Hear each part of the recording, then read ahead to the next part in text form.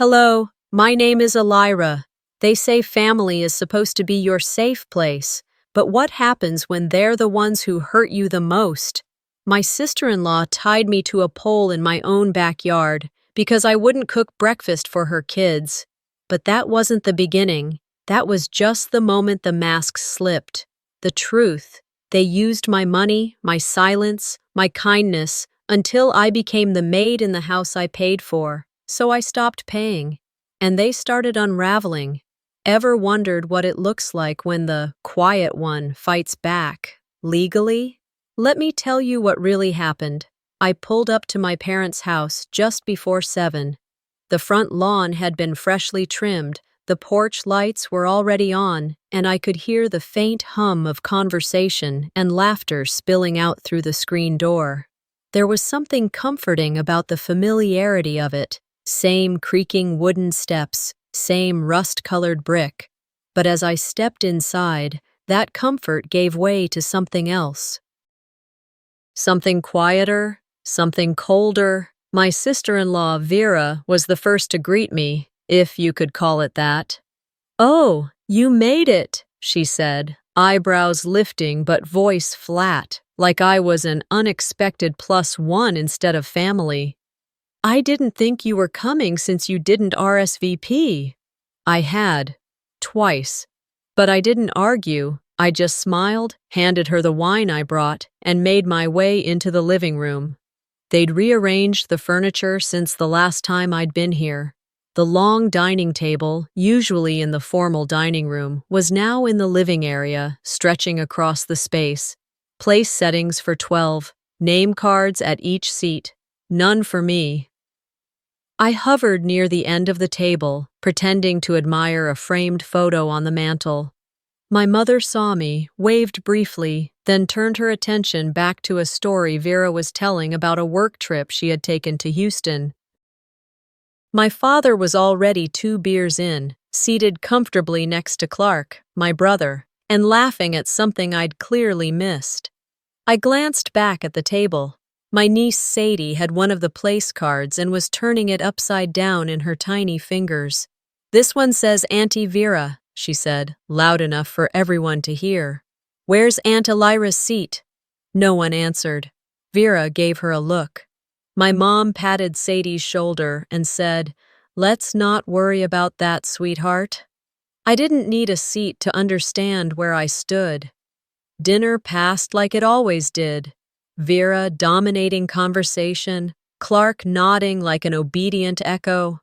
Every so often, my mom would glance at me like she remembered I was there, then immediately shift her eyes away. When it was time for toasts, someone suggested Vera say a few words. She stood up, holding a glass of wine like she'd been waiting for this moment all night. "I just want to say how grateful I am to be surrounded by family," she began, flashing her polished smile. "To my amazing husband, who works so hard for us, to my in-laws, who raised such a wonderful man, and to my children, who remind me daily what love looks like."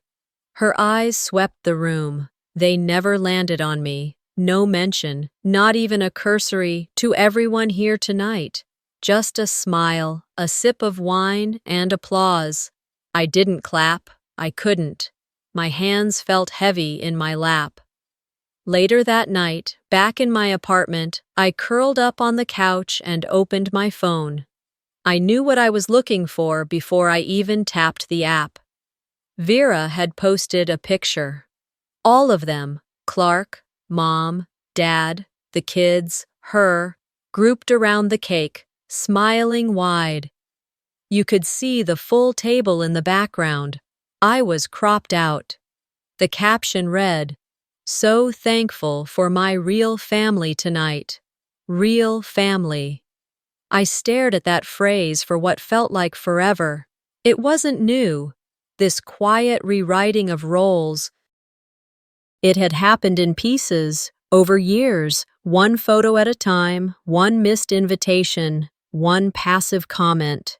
But seeing it spelled out, publicly, proudly, hit like a slap. Not just because it was cruel, but because it was intentional. I didn't comment. I didn't like the post. I locked my phone screen and sat in silence. I could have cried, but I didn't. I just sat there. That photo burned into my memory. The way they leaned into each other. The way they smiled like the night had been perfect. And maybe it had been, for them. I got up and walked to my desk, opened the bottom drawer, pulled out the folder. The house deed was still crisp, folded neatly in its protective sleeve. My name, centered in bold. The address where Clark and Vera lived rent-free. The house I'd bought for them after Clark lost his job and their lease was up. I ran my finger over the type, slow and deliberate. They'd thrown a party inside a house I paid for. They'd posted pictures from a night I was erased from, and they smiled about it. My name's still the one on the deed. They just forgot who gave them a home. I held the deed in my lap for a long time before deciding what to do with it. My thumb traced over my printed name, bold and undeniable, but that paper suddenly felt as weightless as air. Ownership, I was beginning to learn, didn't mean a thing if people chose not to respect it, not if they saw you as a convenience instead of a person. I folded it carefully, slipped it back into its folder, and placed it in my bag. I told myself I was just going to stop by and grab my winter clothes. That's it. No confrontation, no speech, just a quiet visit to pick up what was mine. But even as I backed out of my parking space, a part of me already knew it wouldn't be that simple. The drive across town didn't take long. Sunday traffic was light, the kind of calm that made you expect something to go wrong just to balance it out. I pulled into the driveway and sat for a moment. The house looked just like I remembered it, except it didn't. The curtains were different. The porch had new potted plants I hadn't picked. The welcome mat was gone. In its place was one that read, "Family is everything." I rang the doorbell.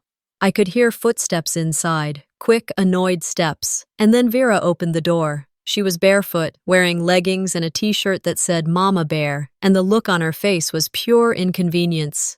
"Oh, it's you," I nodded. "Just here to grab my winter bins." "Should only take a few minutes." She didn't move. I waited. Finally, with a sigh, she stepped back and gestured vaguely down the hallway. "They're probably still in the back closet. Just don't wake the kids. They're napping." That house had been in my name for almost 3 years, and I still had to be granted permission to walk through the front door. As I stepped inside, I noticed little changes everywhere. Photos of Clark and Vera covered the walls, school drawings. A growth chart on the wall marked "Our Home" in block letters. There was no trace, none, that I'd ever lived there or contributed anything to the space. It felt like walking through a showroom of someone else's life, even though I'd paid for the foundation under every inch of it. When I reached the hallway, I paused outside the room that had once been mine. The door was cracked open, so I pushed it gently. I barely recognized it. Where my bed had been, there were now stacked plastic bins and half-unpacked Amazon boxes. The closet doors had been removed, replaced with hanging rods from which kids' costumes and Vera's out-of-season coats dangled. In the far corner, I spotted a large trash bag, half open. Inside were some of my things: photo albums, a ceramic jewelry tray, a blanket my grandmother had made me when I was 9. Vera leaned against the doorframe behind me, arms crossed. "We figured you didn't need the room anymore," she said, casually. "The kids needed more space." I turned slowly.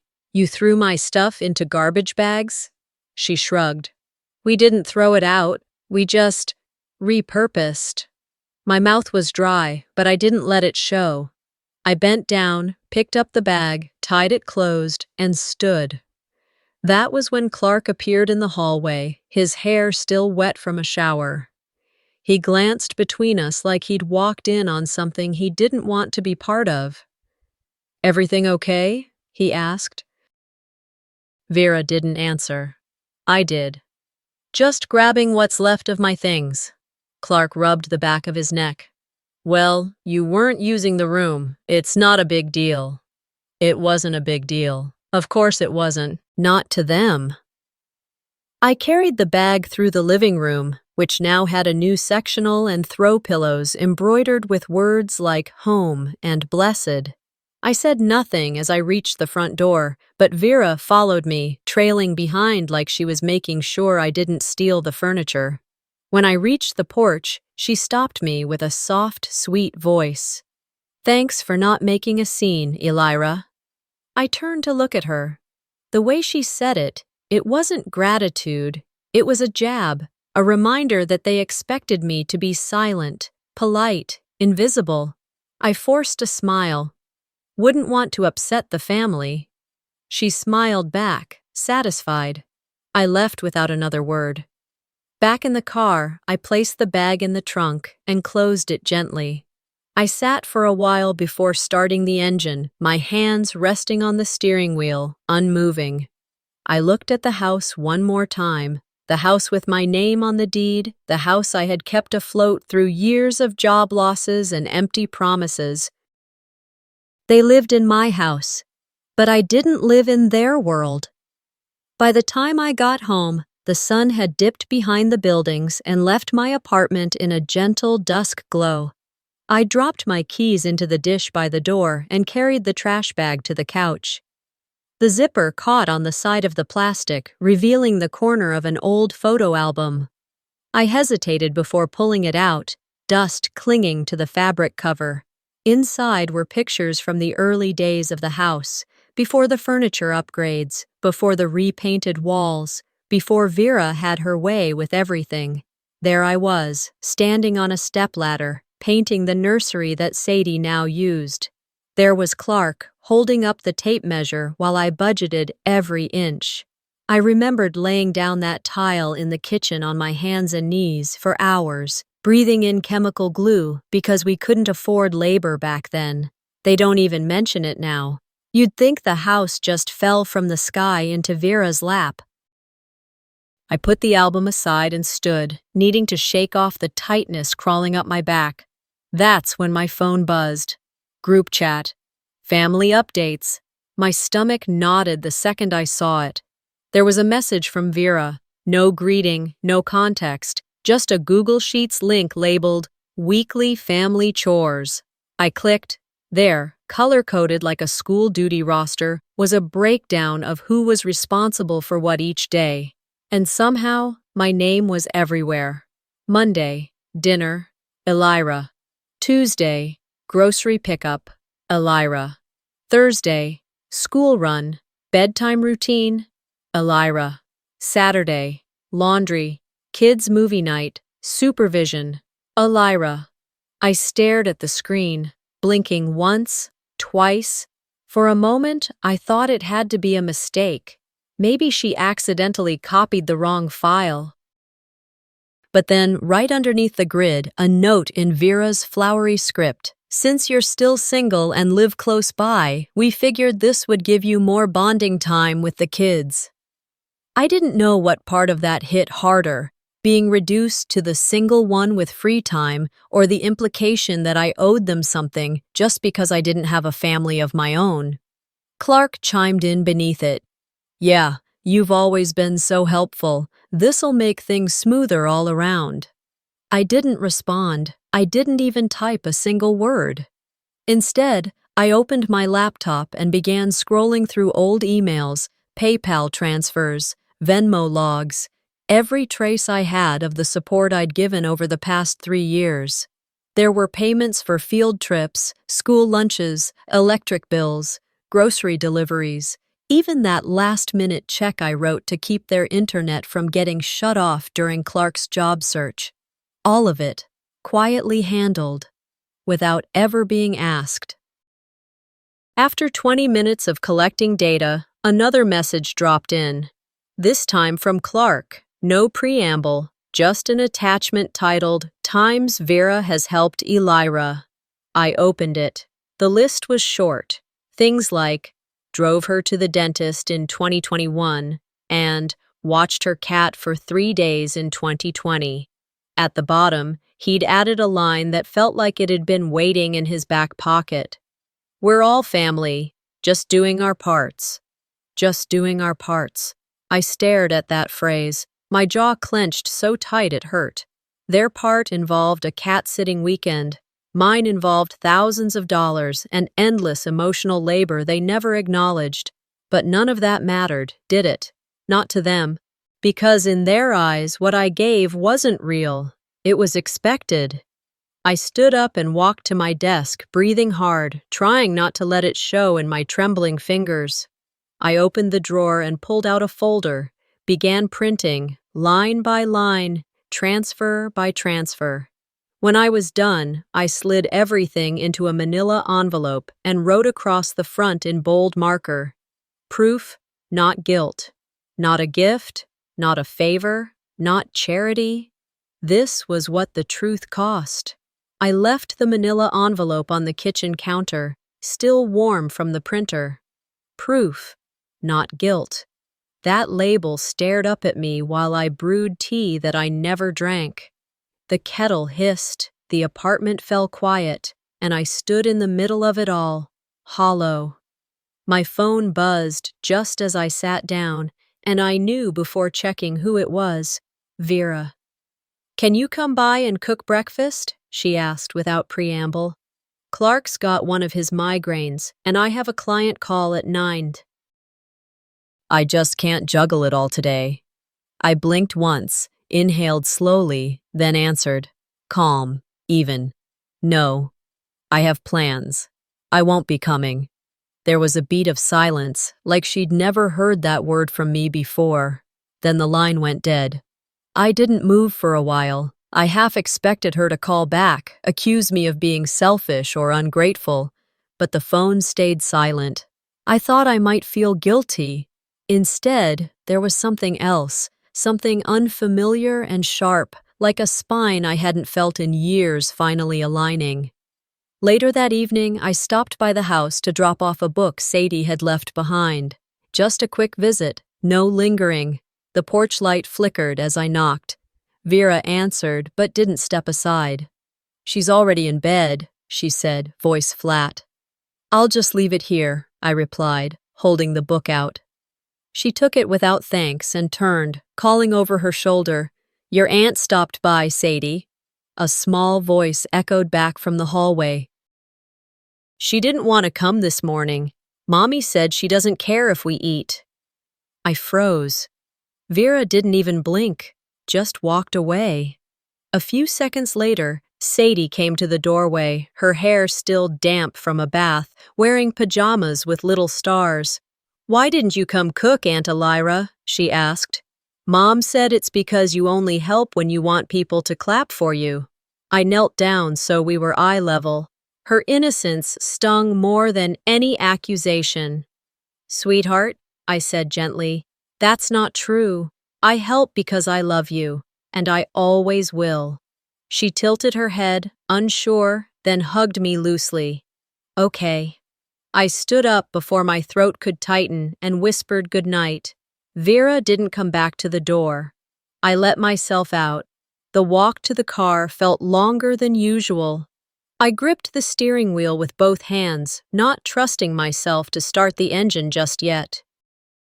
My mind replayed every school drop-off, every late-night fever call, every dollar quietly sent to cover a field trip or soccer uniform. No one ever clapped. That was never the point. What cut deeper wasn't what Sadie said. It was knowing Vera had rehearsed those lines, seeded them like poison in a child's mind. I drove in silence until the glow of the notary's office came into view. It was nearly closing time, but the sign still said, "Open."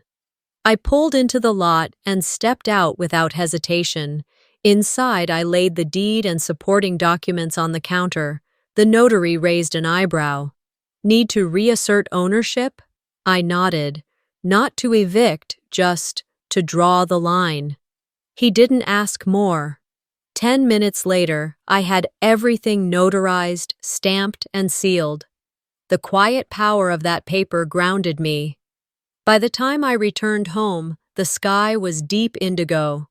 I flicked on the hallway light and dropped my purse by the door. On the wall across the room hung a framed picture, one of the few I'd kept. It was me with the kids in the park, all smiles, Sadie's cheeks smudged with ice cream.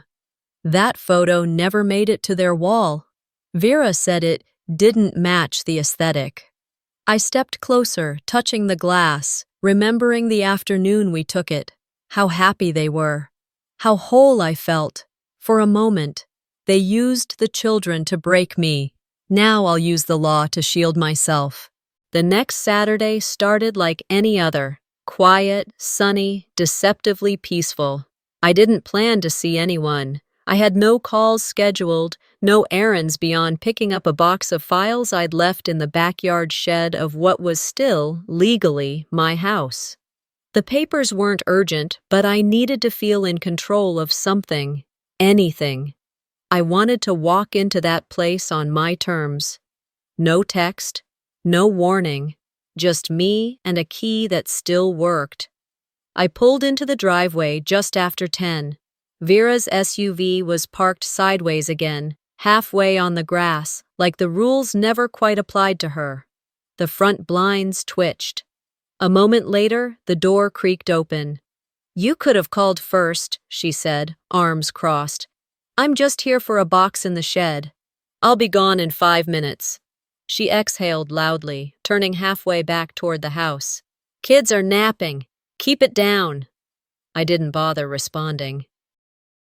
I walked past her, my boots pressing into the familiar cracks of the driveway, the same ones I had paid to seal. The backyard looked smaller than I remembered, maybe because it had been overrun by plastic toys, empty juice boxes, and a deflated kiddie pool. The shed stood where it always had, paint peeling slightly. I approached it with calm steps. Inside, it smelled of mildew and forgotten things. I spotted the storage box right away. It was navy blue, duct-taped shut. I bent down to lift it, and that's when I heard her behind me. "You think you can just come and go like it's your kingdom?" Vera's voice was sharp, closer than I expected. I turned, still holding the box.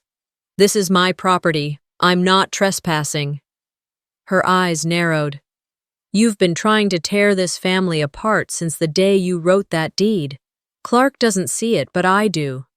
I wrote that deed to help. You needed a roof. I gave you one. Don't twist that into a weapon."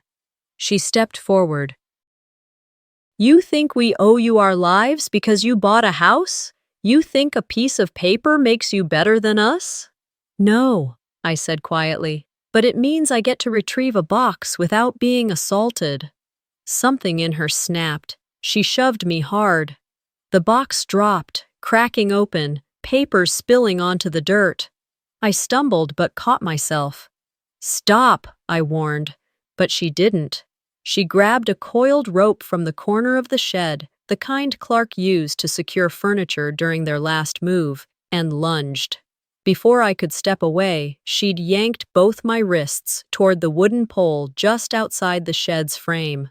My shoulder hit it with a dull thud. She moved fast, looping the rope twice before I even realized she was serious. "Vera, don't." She didn't listen. I struggled, kicked back, cursed under my breath, but the knots tightened. Then came the slap, open-handed, across my left cheek. It didn't break skin, but it broke something else. She stood back, breathing hard. Her voice was low and bitter. "You're not family. You're leverage. Always were." And then she walked away. I was alone, hands tied to a post in the yard I bought. Minutes passed, slow and surreal. A bee buzzed near my ear. A neighbor's lawnmower droned faintly in the distance. I couldn't even yell loud enough to matter. Then I heard the sliding door open. Small footsteps. "Aunt Elira?" "Sadie." I turned my head, the only movement I had. She froze when she saw me, eyes wide, toy dinosaur still clutched in her hand. Go get your dad, I said, calmly as I could. She ran without another word. It took Clark 5 minutes. When he arrived, rope knife in hand, he didn't rush. He looked annoyed. "What happened?" he asked flatly. I didn't answer. He cut the rope, stepped back, and waited for me to fix my blouse and brush the grass from my jeans. "You shouldn't have provoked her," he finally said. "You know how she gets." That sentence landed harder than the slap. I walked past him. No expression, no words. The drive to the clinic blurred. I told the nurse I slipped in the yard. I let them ice my cheek, check my wrist.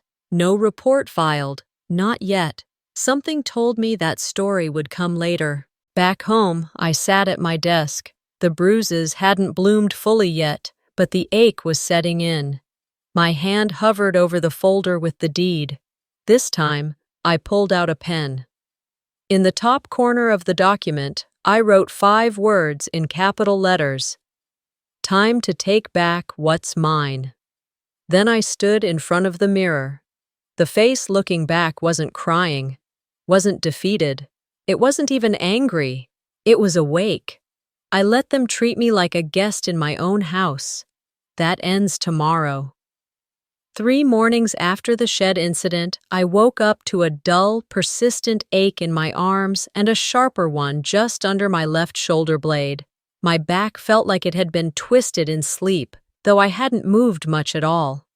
The bruises were yellowing, fading like the version of me that let things slide. I sat up, slow and stiff, the spring light filtering through the blinds in my apartment. I didn't rush breakfast. I didn't check my phone. I just sat at the kitchen table, sipped lukewarm coffee, and stared at the deed again. It was still there, with the 5 words I'd written across the top in blue ink. Time to take back what's mine.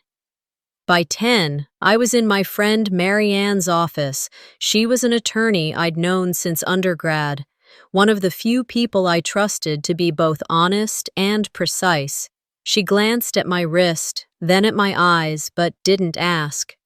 "I want to reassert legal possession," I told her, sliding the paperwork across her desk. "You're still the sole owner?" "Yes." "And they're not paying rent?" "Nope, not even utilities." She let out a low whistle. "All right, we'll send a formal notice. 30 days. Either they vacate or sign a lease with terms you dictate. It'll be clean. No room for misinterpretation. Make it certified," I said. She nodded, already typing. "And if they ignore it? I won't." 2 hours later, the letter was ready. I sent it through certified mail and scanned copies to Clark and Vera's emails. No subject lines, just documentation. The next day, my phone rang mid-afternoon. "Clark." I let it go to voicemail. His message was almost cartoonish in its detachment. "Hey, Elira, I got your letter. I mean, come on. You really want to do this over a misunderstanding?" She got upset. "You know how Vera gets. Let's not blow this out of proportion." I didn't reply. I didn't need to. The next morning, while organizing a drawer of old mail, I found an envelope addressed to Vera. It had been wedged between an old lease form and some expired coupons. The return address read, Middleton Title Escrow. Curious, I opened it. What I read stopped me cold. It was a preliminary inquiry form. Vera had contacted the title company about transferring property ownership to her husband Clark. She listed herself as authorized to speak on behalf of the household and claimed I had relinquished property rights informally due to long-term non-residence. There was even a suggested date of transfer, mid-July, 3 weeks from now. She hadn't just planned to erase me socially, she was trying to do it legally. I stared at the page, hands tightening around the paper. Then I took a deep breath, grabbed my laptop, and forwarded the document to Marianne, along with the security footage timestamps, along with my financial records, along with the digital ledger I had kept of every bill I'd paid. This wasn't a case of drama. It was fraud. Marianne called within the hour. I'm submitting this to block any title activity on the property, also flagging her as an unauthorized agent. You're covered. Good. The next day, a new wave of reactions began, not from Vera, but from relatives I hadn't heard from in months. An aunt texted, "What's going on over there?" Vera said, "You're having a breakdown." A cousin commented on an old Facebook post, "Sending love, hope you're getting the help you need." That's when I knew she'd started spinning her story, painting me unstable, vengeful, alone. I didn't post a rebuttal, I didn't explain. Instead, I created a private Google Drive folder labeled Truth.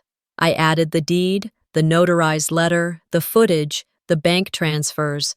I granted access to only one person, Marianne. Let them talk. By the time the sun began to set, I'd cleared my inbox, except one new message. Subject line, "You'll regret this."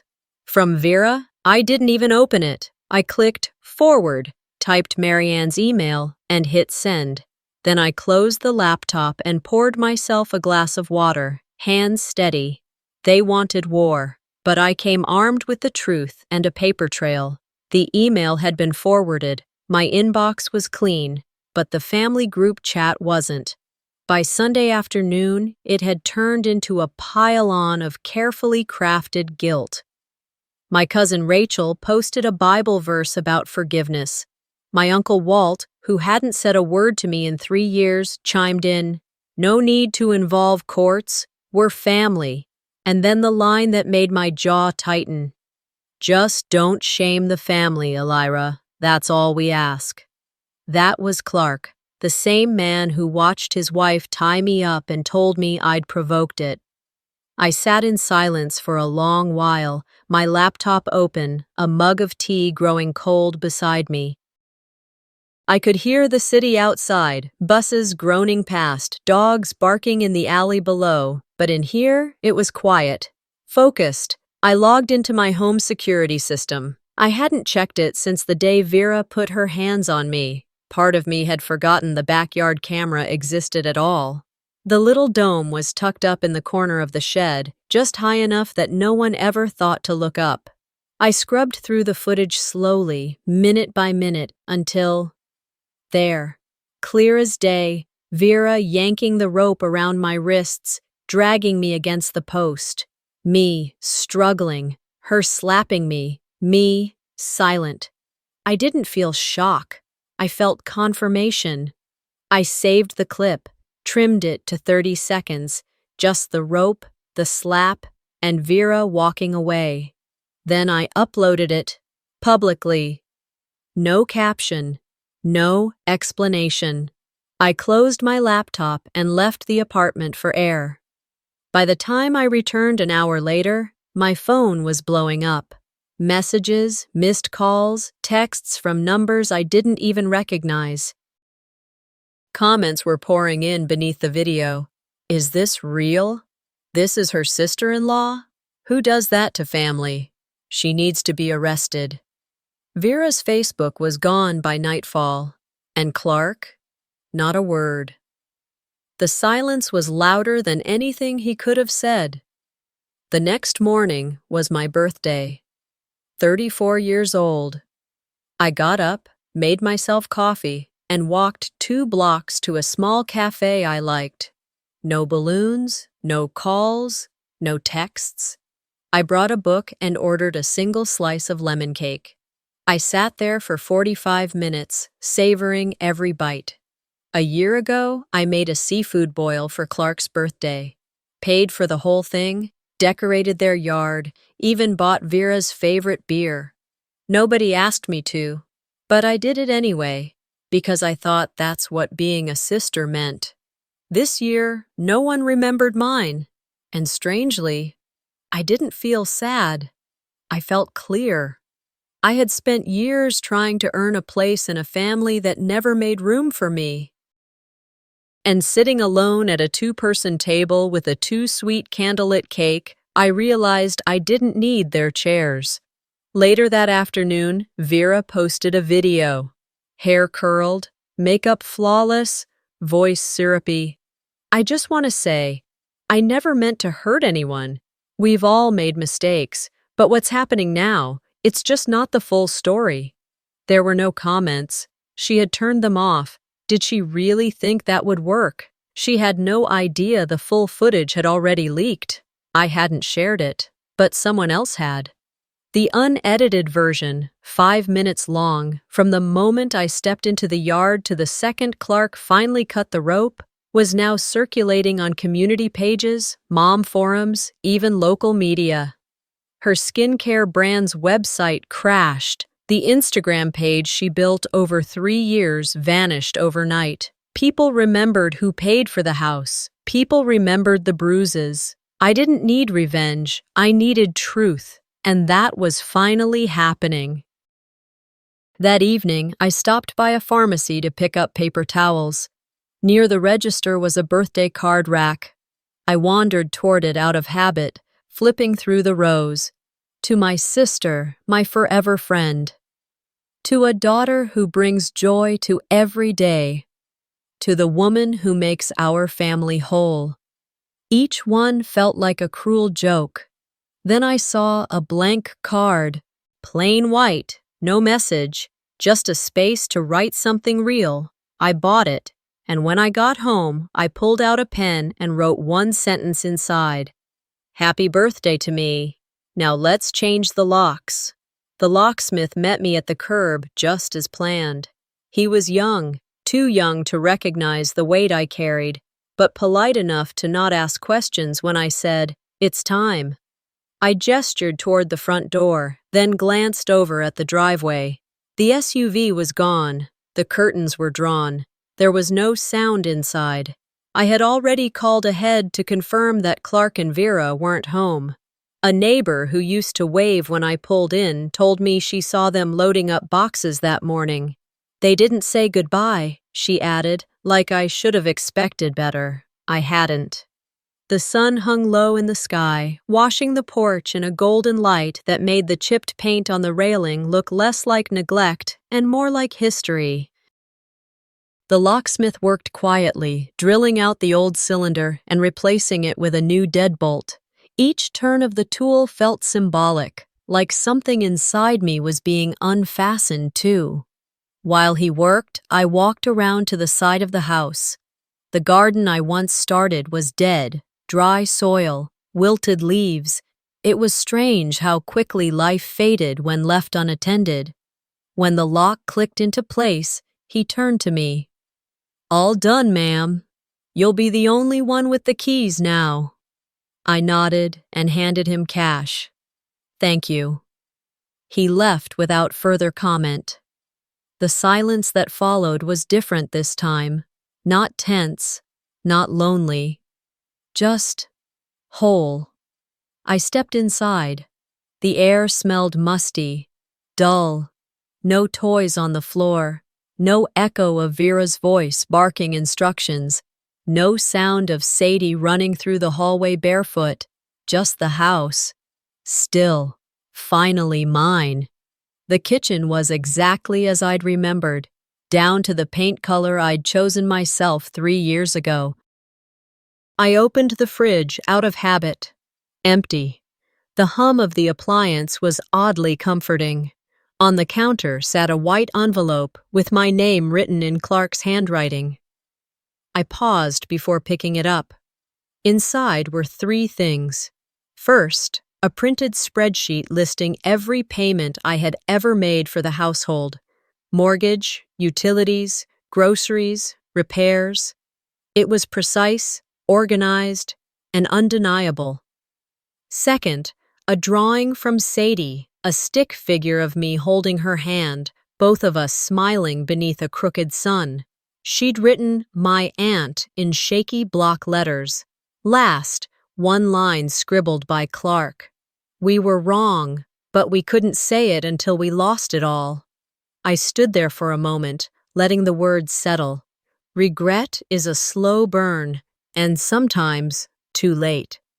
I opened the drawer next to the fridge and pulled out the letter I had written weeks earlier but never sent. The original had ended with a demand for repayment. But now I updated the total for utilities, crossed out the emotional debt no one would ever acknowledge, and signed it with my full name. I folded it cleanly, placed it beside Clark's envelope, and stepped back. 2 letters, 1 story. Closed, room by room, I walked through the house.